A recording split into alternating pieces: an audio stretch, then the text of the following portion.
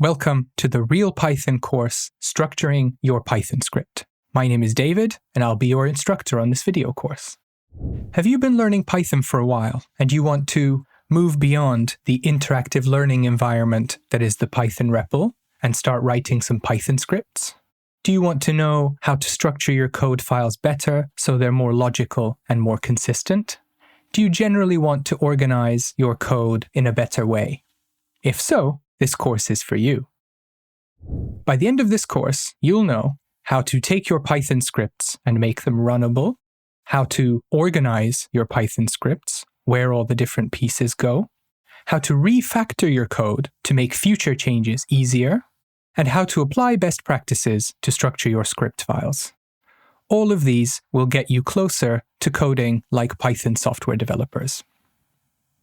In this course, we will build a small application that generates a random motivational quote. I will show you what it looks like in action now. I will call Python and this file called quotegenerator.py, and that will find us a random motivational quote and just print it to the console. Now, what we will also be able to do is run this py file directly without the Python command. That will do the same thing. If you're interested in that little trick of how to run a Python script without calling the Python command directly, then the next lesson is for you. In Python, generally, if we want to execute a Python script, we type the Python command and then the name of a text file which ends in .py and contains our Python code. So in this example, it runs our quote generator, which gives us an inspirational quote of the day. But with the addition of this thing called a shebang, we can also run it without typing the Python command, as if the file was an executable application on its own. Now, a shebang is called a shebang because of the two characters that it starts with. So the first one is the hash character, which is used for comments in Python. So the shebang is actually ignored when you run the contents of this file as a Python file because Python treats it as a comment. But this character in music is also used to indicate sharp notes. So that's the sh part of the word shebang.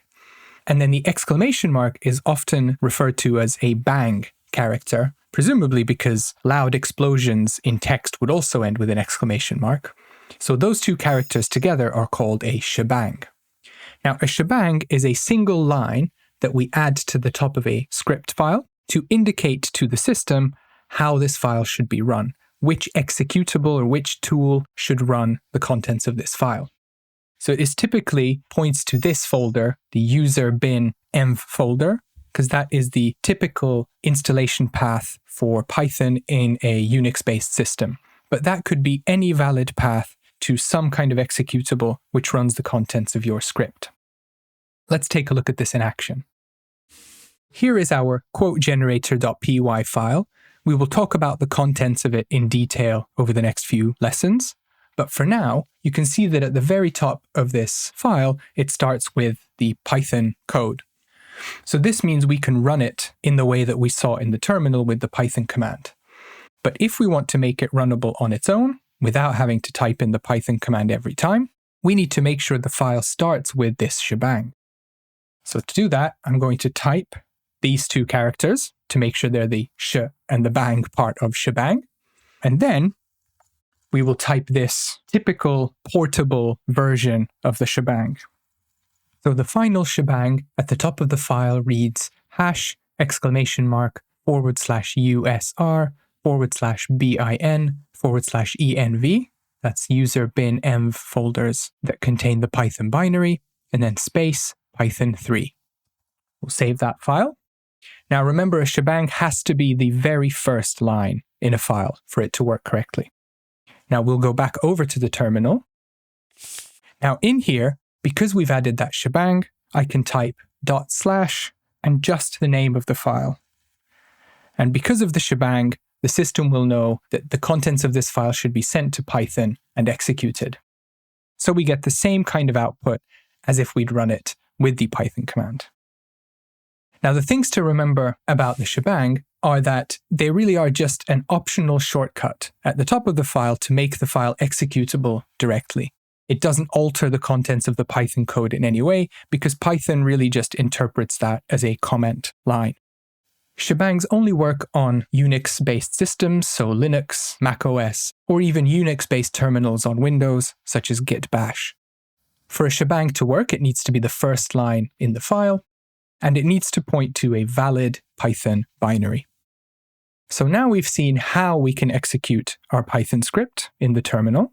The next few lessons we'll look at how to structure this Python script in the first place with coding best practices. We'll start talking about how to organize your Python script files, starting with the commands that usually go at the very top of a Python script, which are the import statements. Now, there are different kinds of import statements in Python. We can import modules from the standard library, which comes pre-packaged with Python. For example, the random module that lets us generate random numbers. It could be third-party libraries we're importing that we've installed from elsewhere with something like pip. So it could be modules such as rich, which we will use in our quote generator to make the text look a little bit nicer. Or it could be local modules such as another py file you've written and you'd like to import some functionality from that file into your main script. And actually, Python already has a recommendation on how to organize these import statements. First of all, they should be the first thing at the top of your Python file, or potentially after a shebang, as we saw in the previous lesson.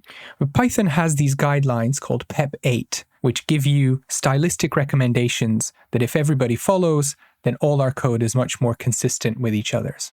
So Python's PEP 8 guidelines recommend that import statements go in this order. First, the standard library imports, then imports from third parties, and finally, any local imports. And specifically, PEP 8 also says you should leave a blank line in between each of these groups of imports.